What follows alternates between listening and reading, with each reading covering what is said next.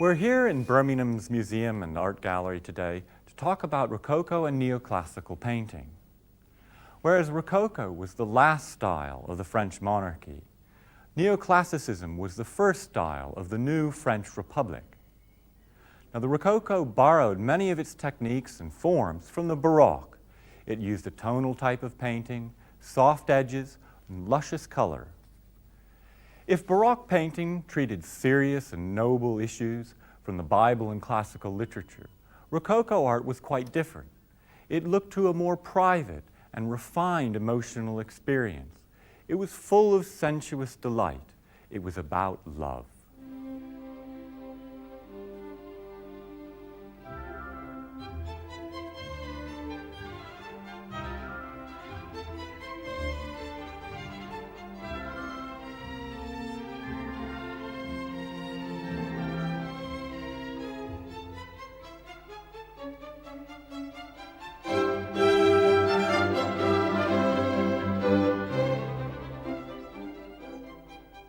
Rococo is a French style, and it's really synonymous with the reign of Louis XV.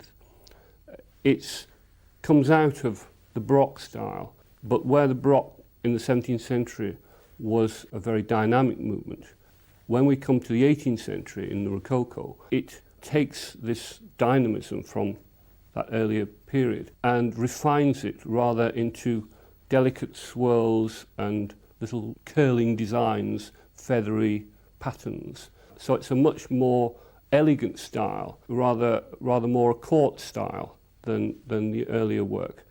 The point about the Rococo, I think, is that it actually shows a hedonistic lifestyle, an enjoyable lifestyle. And many people who had made their fortunes invested in this kind of style as well, because it wasn't heavy, it was the kind of style that you could live with, and it celebrated life. The word Rococo doesn't really have a precise meaning, which relates very well to the type of art which was produced during this period. However, the word Rococo does have a precise origin. Its origins lie in the word rocaille, which was a word used to describe a type of decoration using shells. This was used to decorate kind of architectural features of French palaces, French country houses. The art that was produced during this period, like its name suggests, was quite ambiguous. It was concerned with kind of lots of different types of ideas, with an emphasis on decoration. A lot of the images produced during this period seem to be quite frivolous, with an emphasis on froth and fluff and hearts and cupids. The term Rococo was soon used generally to describe a style of architecture, painting, sculpture, interior design, and even music. In painting especially, the works of the Rococo age present us with an idealized world of pleasure, a feminized world of romantic love, music, and human figures in dreamlike poses, living as it were without a care in the world. This painting, intended for the shopfront decoration of the actual premises depicted in the work, is called L'Enseigne de Garçon. It depicts the premises of a fashionable art dealer of the time, a room full of fashionably dressed patrons. It is one of the last great works of a painter regarded as the true great of the age of the Rococo, Jean-Antoine Watteau. Born in 1684 in Flanders, Watteau moved to Paris at 18 to make a living as an artist. In succeeding in his aim, he painted images that define the Rococo spirit in art. Influenced by the great Flemish artist Rubens and the great Venetian artists like Titian and Giorgione, Watteau's fame rests on his so-called fêtes galantes, paintings which depict outdoor scenes in which ladies and gentlemen of society pass their time away in beautiful gardens and landscapes. Individuals whose only worries, if any, concern the ever-important business of love. Fête in a Park, one such scene produced in 1719, provides a wonderful example of Watteau's approach. In all of Watteau's paintings there is a kind of amorous instinct. And in something like A Fête in a Park we observe the kind of courting process going on. So we have couples trying to entertain each other and also pair off. In lots of Watto's paintings, if you like, this pairing off instinct is very prominent. What we also find in a lot of Watto's paintings is that we see statues. Now these statues very often seem very alive. Particularly in the Fete in a Park, the statue is roused. And very often these statues give us the idea that love is progressing. So if the statue is sleeping, there's some problem going on. But if the statue is awakened, then the process of love can carry on. The curious thing about Watto, which makes him different from the other Rococo painters like Boucher and Fragonard and Lancret, is that Louis XV's style, Louis XV's period, was one in which the elite lived such a rarefied life that they had so much done for them that all they had to do was live this very much more grandiose life than had hitherto known. The problem with that, which Watto was able to show, was that it then becomes rather an aimless life, because there's nothing to strive for in life. And the people that we see in the painting, they spend all of their days dressing up, living this life, playing in the park. But there's a strange sense of aimlessness. They have a kind of a sense that they're going nowhere. And where the other painters of that period could only see the surface glitter, Watto was able to show us that there was another side to what appeared to be a perfect life. Watto's Fête Vénitienne provides another memorable painting of gay, carefree life and includes amongst its fashionable figures a bagpipe player. Musicians featured in many of Watto's finest works, along with clowns. But in his true masterpiece, The Departure from the Island of Cythera, it is love and lovers that provide the subject matter. Cythera is itself the mythological island of eternal love. Here we see a procession of individuals about to depart from the island after, one can only assume, a day of hazy sunshine, romance, and music. It's difficult to experience anything other than a sense of sheer, idealized pleasure in a Watto such as this, although some critics feel he also succeeds in capturing a sense of melancholy, perhaps. A sadness at the inevitable passing of time, which cannot be avoided, even in a setting such as this. Perhaps Watto himself knew that he did not have long to live. 4 years after creating this image, he died of tuberculosis at the age of 37.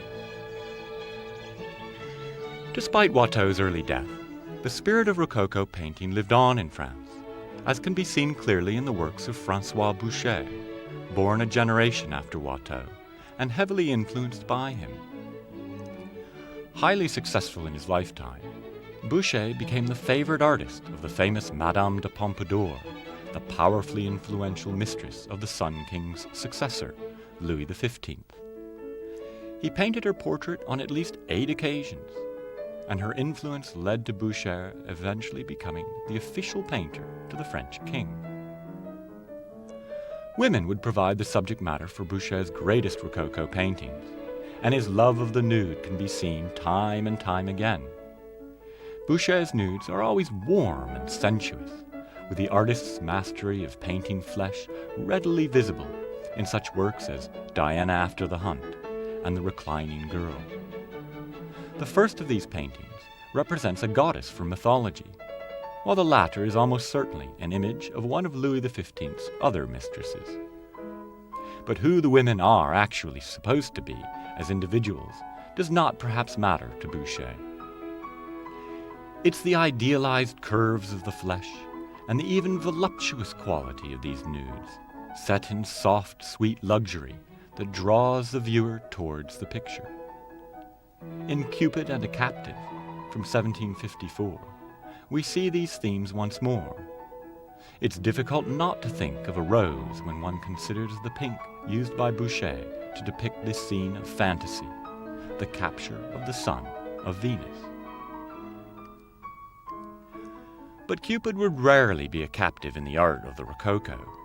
Love and sensuous pleasures were never far away in the works of the finest artists working in this style. In French Rococo, perhaps the idea of love was never depicted more memorably than in The Swing, a painting by Jean-Honoré Fragonard from 1769. With The Swing, in terms of composition, it typifies the Rococo period as there is an emphasis on fluidity of movement, fluidity of line.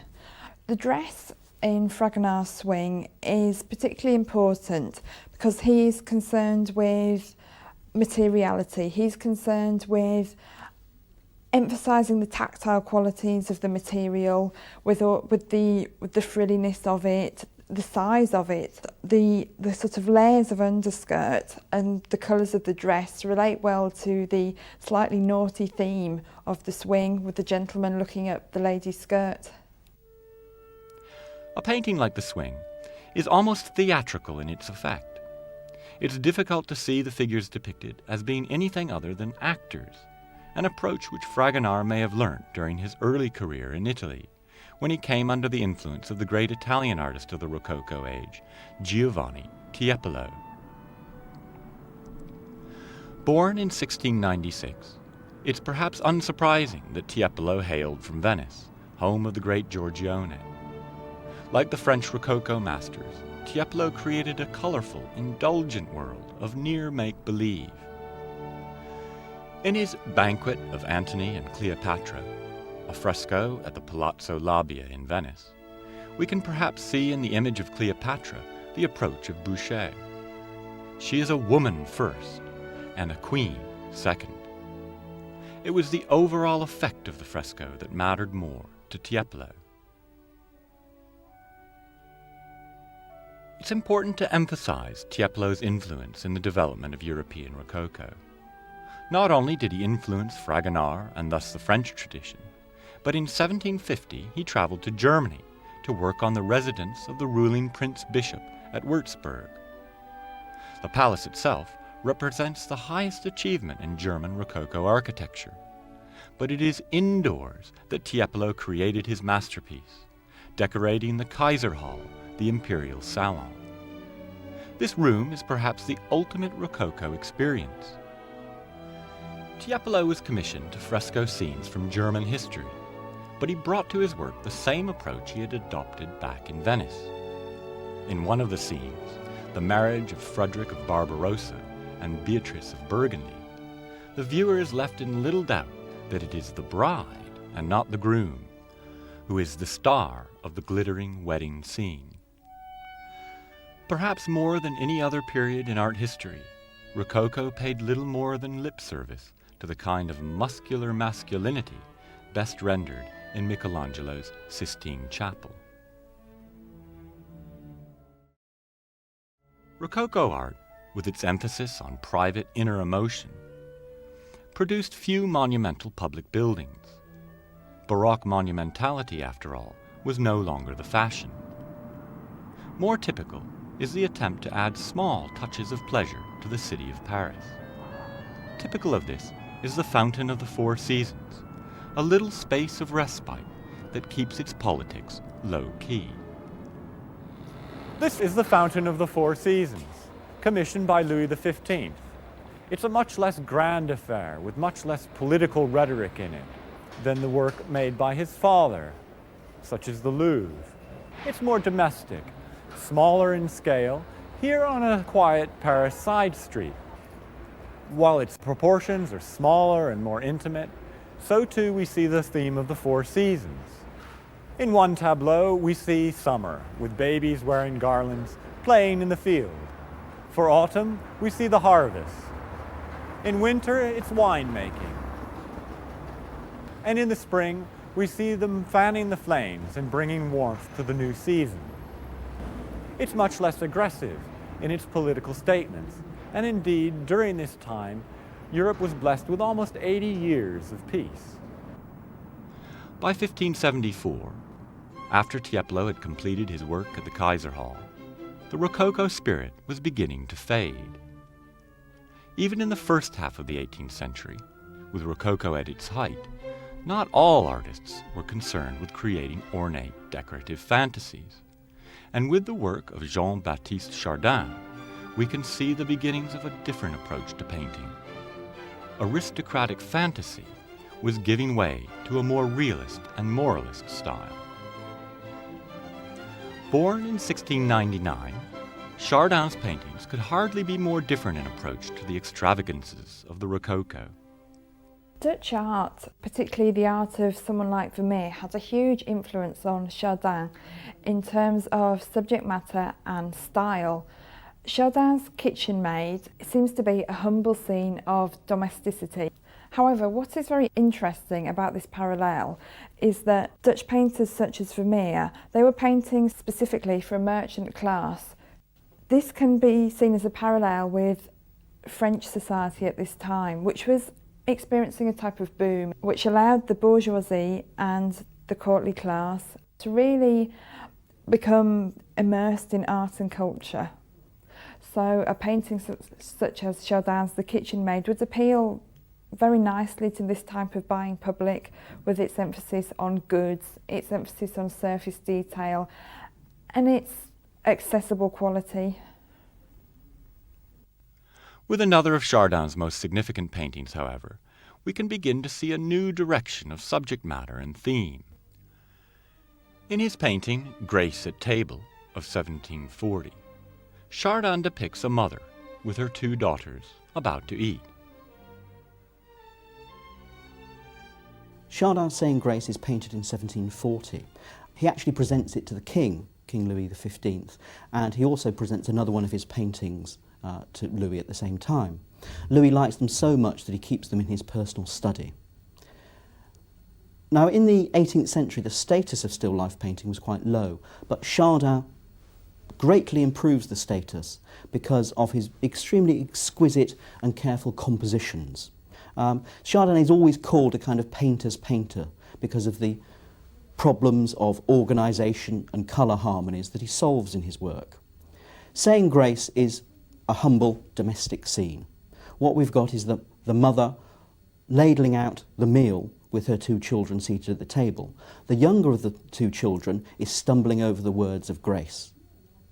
And you can see that the older child is looking down with some kind of pleasure at the discomfort that the younger child has about speaking the words of the grace.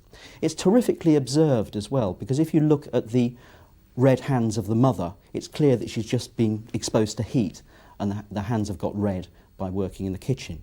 And there are lots of extra details that add to our information about the painting as well. There's a child's toy drum on the back of the chair. His use of handling the paint creates a kind of material quality in the objects he produces, so that they seem almost irresistibly real to us. The painting, Saying Grace, on the surface appears rather almost as a sentimental painting, but it's this quality of being able to portray all of the materials and the small still life on the table, which takes it out of that sense of sentimentality. Chardin always said that he painted not only with colours, he also painted with feeling. And one of the most famous critics of the day, a man called Diderot, called Chardin a magician for his ability to conjure up these very believable and very poignant still lives. There's also a clear message in the painting. There can be no doubting Chardin's enthusiasm for the ritual of grace, and indeed he uses this painting to express his principles. There is more than a hint of moral instruction about this image, and in his Toilette du Matin, the sense of moral teaching is perhaps even more striking. Stimulated by artists and writers, a new sense of moral seriousness would influence European attitudes in the mid-18th century. In France, this moral approach can perhaps be best seen in the genre paintings of Jean-Baptiste Greuze, an artist born in 1725, whose work satisfied the newfound enthusiasm for seriousness. Though the whole canvas may seem somewhat contrived to the modern viewer, images like these proved extremely popular in the newfound moral sensibilities of the day. Perhaps more than any other French artist of the age, Greuze was a widely popular artist with a moral message that could be readily understood by the public.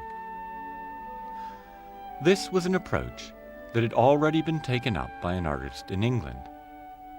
Possibly the first great English painter, but certainly not the last, as we shall see. He was a man whose creations remain well known and well loved to this day. William Hogarth. Born in 1697, Hogarth, like Greuze, would become extremely popular with the public of his day. From an early age, this was Hogarth's express intention. To achieve his aim, he chose a new approach in subject matter, the mocking humor of satire. It was a sensible decision. Here we are at Birmingham's Museum and Art Gallery to have a look at one of the finest paintings by Hogarth, the final scene of the Beggar's Opera. During the Baroque period, painters in England had a rather difficult time. There were limited commissions from both the church and the state. However, in the Rococo period, the artist Hogarth found a new way to make paintings. He turned instead to the market for prints and engravings, making paintings that would then be sold in the popular market. This meant that he could do things like tell stories, make satires of social manners, without having to worry about what his patrons would say. Hogarth took advantage of the great British love for the theatre, and here he's developed a style specifically for telling stories. Indeed, he presents us with a stage space, its backdrop and floorboards, and the characters clearly placed in the foreground. The style is soft-edged, typical of the Rococo painting in France at the time. The early 18th century was a truly golden age of English language satire, with the writings of men such as Alexander Pope, Henry Fielding, and greatest of them all, Jonathan Swift, the creator of Gulliver's Travels. It was a time when the hypocrisies and contradictions of the day were brilliantly revealed in the written word, in the Enlightenment spirit. Hogarth became a master of visual satire, and he succeeded in painting images not only amusing, but shot through with moral tone as well. With his famous Marriage à la Mode from 1745, we can gain a flavor of Hogarth's highly original approach. Hogarth's Marriage à la Mode can be seen as a didactic piece of art. Its didactic nature is emphasised by the fact that it is a narrative based on a series of 6 paintings which run in sequence. In the 6 paintings, Hogarth tells the story of the downfall of an arranged marriage between the son of a man of means who was greedy and miserly, and a girl from a lower class. Hogarth in his satirical work, is concerned with the false nature of such alliances and man's transparency. Hogarth goes through the various stages of the marriage, and eventually this marriage reaches a terrible climax, but the terrible climax is important in teaching the viewer a lesson, which is what Hogarth was concerned with doing. Hogarth's intention was to reach as wide as possible an audience. To achieve this, he issued engravings of the Marriage à la Mode series, which proved extremely popular with the public, as had the engravings from an earlier and perhaps even better known satirical series, the Rakes' Progress. With the Rakes' Progress, completed in 1735, Hogarth sought to illustrate the inevitable consequences of a reckless, feckless existence, the life of a rake. Over the course of 8 paintings, we follow the life of a wealthy young man as he squanders his inheritance through gambling and intemperance. Not even marriage for money to an older woman can save him from the ruin which his lack of virtue brings upon him. By the time we reach the last painting in the series, the story's protagonist is abandoned by his wealthy friends and reduced to a lunatic asylum, London's notorious Bedlam. It is perhaps this final image of the series that gives us the clearest insight into the artist's ability to mix the Rococo style with high moral purpose. Hogarth was the great social commentator of the 1730s. From 1731 onwards, he painted a sequence of so-called modern moralities that were looking at contemporary issues and being slightly satirical about the state of England at the time. The Rakes' Progress is all about a young heir, Thomas Rakewell, who inherits his father's money and then proceeds to spend it on debauchery and vice. There are 8 scenes in the Rakes' Progress, and the last one is the rake in Bedlam. Now, Bedlam was the mental institution at this time, and you can see the rake naked, writhing around in the foreground. At this time, there was no sympathetic treatment for the mad. In very many cases, the mad were not even given clothes because it was thought that they would just tear them up or soil them. And this is actually the rake dying. So after being imprisoned for debt and losing all his money, he finally goes mad. And if you like, this death struggle shows a kind of release from the torment of life. What you can also see in the painting is you can see Sarah Young, who was his jilted fiancée, that she stayed faithful to him throughout all of his escapades. We can also see comic interludes of the other inmates of the asylum. So there's a false king who's got his own crown and sceptre. He's actually urinating in the corner of his cell. You've got a religious fanatic there, and you've got a would-be astronomer with a rolled-up telescope. But what's also interesting in the painting is that you've got 2 visitors. At this time, you could pay 2pence and go and walk around the wards of Bedlam. So we've got a lady of quality and also her servant who are looking at the insane, and they're very amused by the king who's urinating. All of Hogarth's work became, in fact, so popular that the engravings, for example, began to be pirated. And what he did to overcome this was begin the Copyright Act, so that in 1735 the Copyright Act was brought out specifically to protect the rights of people who produced engravings and written documentation. Hogarth's fame is based so much on these popular picture series that it's easy to forget his consummate skill as a conventional portraitist. This is unfortunate, since portraits such as his rendition of the great actor David Garrick as Richard III and the Shrimp Girl provide the modern viewer with superbly executed images of the characters of mid-18th century England. Perhaps these portraits have suffered relative neglect because of the work of 2 great artists born a generation after Hogarth, 2 men whose portraiture is amongst the greatest art ever produced in England, Sir Joshua Reynolds and Thomas Gainsborough. Born in 1727 in Suffolk, Thomas Gainsborough rose from humble beginnings to become a truly great landscape painter and one of the best-known portraitists of his age. By the end of his life, in 1788, he'd painted over 200 portraits of royalty and nobility, as well as London's literary society. This depiction of the wife of the dramatist Richard Sheridan, from late in the artist's career, shows a charming, elegant, and graceful woman sitting in a beautiful landscape. Of all Gainsborough's 200 portraits, however, one image, more than any, is associated with his work, an image familiar to people with only a passing interest in art. Painted around the same time as Miss Haverfield of 1780, it is an image of a young man which remains one of the most memorable in the history of English art, the Blue Boy.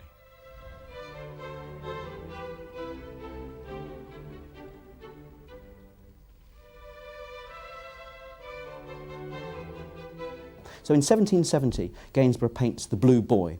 The sitter is Jonathan Buttle, the son of a Soho ironmonger.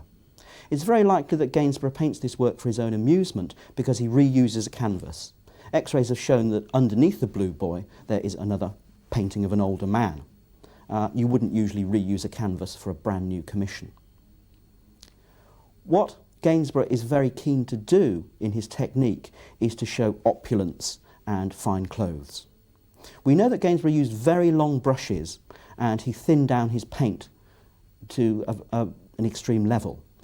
So he uses long brushes at a great distance away from the canvas, and so when you get close to a Gainsborough, the marks seem almost meaningless. It's when you get back from them that these marks fall into place in a kind of magical way.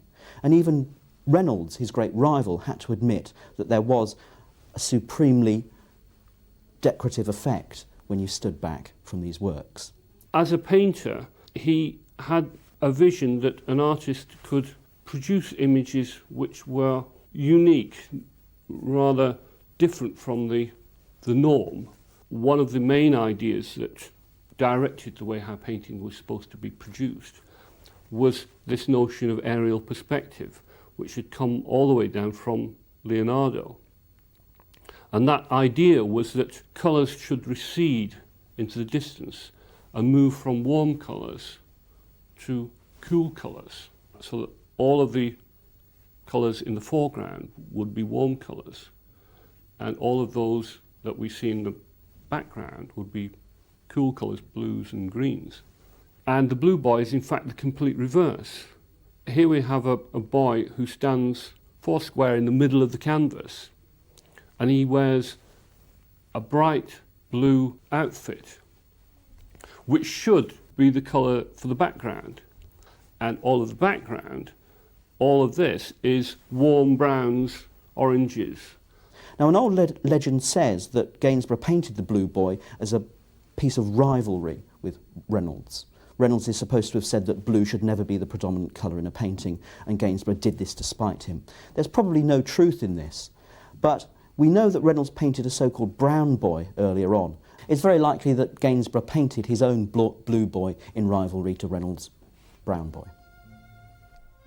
Though the artistic output of Sir Joshua Reynolds may not have included a work as famous as The Blue Boy, there is no doubting his importance in the history of art, while his eventual knighthood gives a clue to the unprecedented status he achieved in his lifetime. Born in 1723, his achievements were formidable. A painter of over 2,000 portraits, he also lectured and wrote extensively on art theory. He became the first president of the Royal Academy in 1768. 4 years earlier, he founded the Literary Club, alongside figures such as Dr. Johnson and James Boswell, in addition to David Garrick and Richard Sheridan, before becoming painter in ordinary to King George III. Reynolds' activity with the Royal Academy seemed to cement his belief in this grand manner, this belief that art should be an intellectual pursuit, art shouldn't have anything to do with craft or production or handiwork. For Reynolds, there could be no separation between art and intellect. He was inspired by Italy, he was inspired by the classical tradition and the classical tradition of history painting. In his portrait of Joseph Baretti, the figure is engrossed in thought. He is an intellectual. Joseph Baretti doesn't look directly at the viewer. He is engrossed in what he's reading. He's entirely focused on this intellectual pursuit. But for Reynolds, everything must come back to the general and to the ideal. There's no space for individuality or anything that detracts from this intellectual superiority. But for sheer sentiment in portraiture, one must surely turn to a work created by Reynolds only 2 years later, a canvas depicting a girl of about 4, Miss Bowles and her dog. The story goes that Reynolds visited the little girl the day before he was to paint her, spending the day with her, telling her stories and playing games.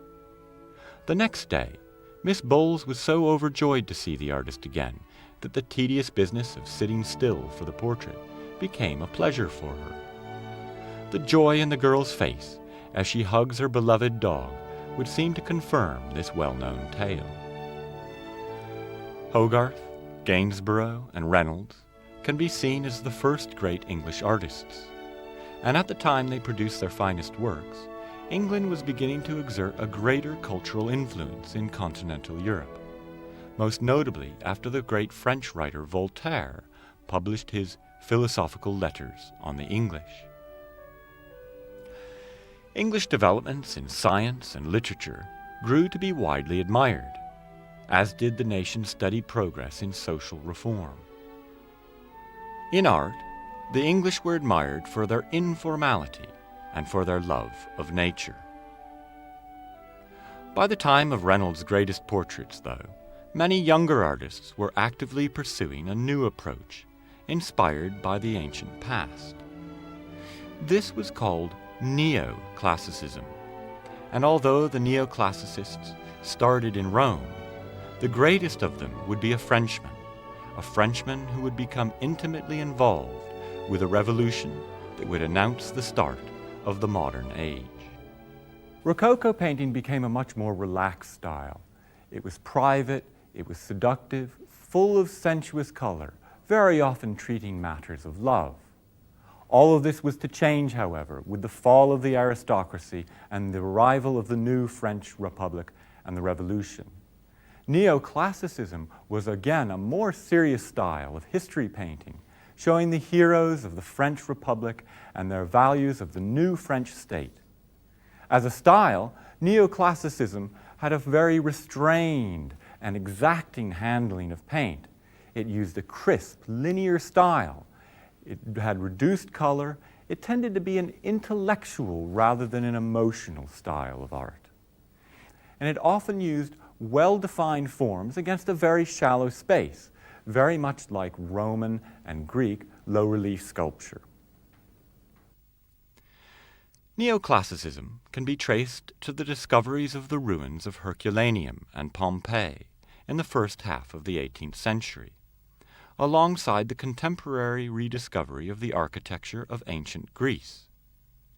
In the 1760s, a group of artists formed in Rome under the German art historian Jan von Winkelmann, who reacted against the ornamentation of Rococo art.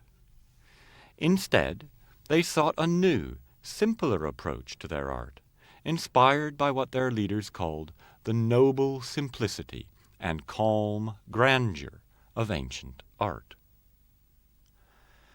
In 1774, a young artist arrived in Rome as winner of the prestigious Prix de Rome, a prize which enabled him to spend several years studying classical art. His name was JacquesLouis David. David was concerned with introducing a new austerity to art. His style and subject matter could not be further removed from the style and subject matter of the Rococo.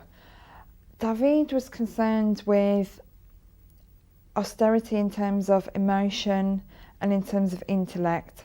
David's Oath of the Horatii epitomises this return to classical ideals in terms of style, but also classical ideals in terms of subject matter. The Oath of the Horatii uses a classical subject matter which is concerned with fighting for the common good and personal sacrifice to comment on the political situation in France at the time. He's here mainly concerned with the idea of an oath, the idea of allegiance to one cause, and he uses austere, rigid, classical gesture, classical pose to allow everything to be focused on one idea. He relied on the harmony and balance and cleanness of neoclassicism to put across an almost harsh message of staunch resoluteness to a collective need. It would be these themes that would make the neoclassicist style the official art style of the French Revolution, by then just 4 years away. David would be the artist most closely connected with that turbulent event. The late 18th century, of course, saw revolution not only in Europe. The American Declaration of Independence in 1776 initiated revolutionary change across the Atlantic, leading eventually to a fully independent United States. But even before the 1776 Declaration, America had produced its first memorable artist, John Singleton Copley, a Bostonian originally influenced by the Rococo style. It would be in Europe, however, that Copley would find fame. In 1775, at the suggestion of Reynolds, who admired his work, Copley moved to London and became a member of the Royal Academy. One work of Copley's from the following decade is especially significant. Having taken up history painting, in 1785 he painted his image of one of the most dramatic moments in British political history. The title of the painting says it all: Charles I demanding the surrender of the 5 impeached members of the House of Commons, 1641. Now, in 1641, Charles I sent a message to Parliament saying that he wanted the 5 members accused of treason delivered to him. There was no reply, and so he went personally to the House of Commons and demanded from the Speaker to know if these members were in the chamber or not. And the Speaker, Lentil, gave the immortal reply, "I have, sir, neither eyes to see nor tongue to speak in this place, but as the House is pleased to direct me, whose servant I am here." So this opposition to the king led to the English Civil War. We see in the painting, Charles I in the centre, the Speaker Lentil is on his knees delivering this proclamation, and just behind Lentil we see Oliver Cromwell. So there's obviously a link there between the future action of the English Civil War. We know that Copley goes to a huge amount of research. There are something like 58 different portraits in this painting.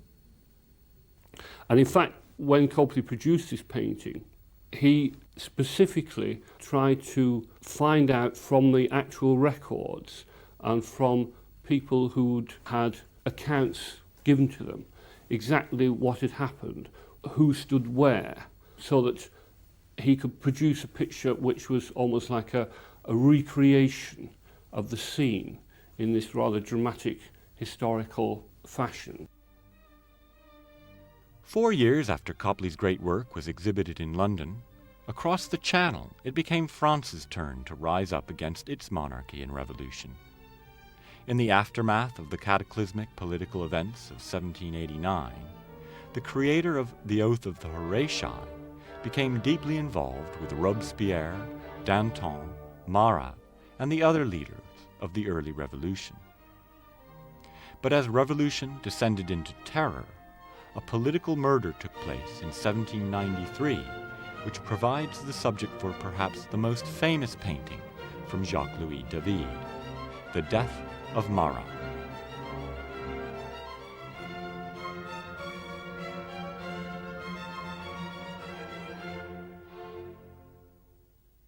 Marat was a radical politician, and his extreme policies eventually led to the terror, the purging of all hostile elements to the revolution in France. He's assassinated in 1793 by a moderate, a woman called Charlotte Corday. She decides he's a dangerous fanatic who's hijacked the revolution, so he has to be removed. She inveigles her way into his apartment and stabs him with a kitchen knife. It's important when you look at this painting to realise that this is not the dead Marat, but this is the dying Marat. And David uses all of the references of religious painting to suggest that this is not just a dying politician, but this is a dying martyr. We're also invited to think that Charlotte Corday is only a few steps away from us. I feel like she's just out of frame. Because on the floor there's a knife. Now we know that that knife had a black handle, but David changes it to a white bone handle. So therefore you can see the murderous traces of Charlotte Corday. And it's a very restrained picture. David's cut out all of the periphery so that we see a very blank wall. We see a very restricted perspective. Everything is rather straight up in front of us, and Marat's arm lies down onto the floor. Marat had a skin disease, so he's forced to work at home in his bath. He used a packing case as a work surface, and David shows us that packing case and inscribes on it the words "à Marat David," so to Marat from David, as a kind of memorial and as a tombstone. And we know that David and the other revolutionaries of the time meant this to be a kind of republican altarpiece. People were meant to come and look at this to show how a virtuous death could benefit the revolution.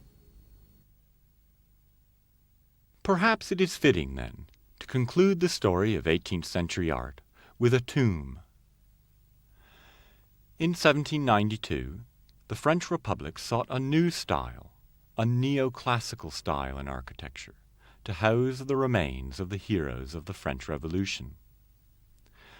The smooth, sparse walls and replica of a Roman temple front made the Pantheon in Paris strike a rationalist, anti-Rococo note that made it highly suitable to such a secular monument. This is the Pantheon, right in the center of Paris. It was designed in 1755 by the architect Soufflot, and it was the first attempt at making a building in the neoclassical style. They liked this style because of its calm sense of grandeur, its simplicity of design. You can see the triangular pediment at the top and the fantastic collection and arrangement of columns below it. It's very much like the front of a Greek classical temple. Originally, it was designed as a church, but during the Revolution, it was secularized. Many of the great men of the Revolution are in fact buried here, including Mirabeau, Rousseau, and even Voltaire. David's influence would extend beyond the Revolution, into the Napoleonic era which followed, as would the close relationship between the arts and the French state, whether it be republic or monarchy. He would prove a significant influence on the next generation of painters in France and beyond, as we shall see in the next program on the Romantics. Though an age of great contrasts, of sensuous pleasures and austere discipline, the 18th century was still an age which produced many remarkable landmarks in Western art.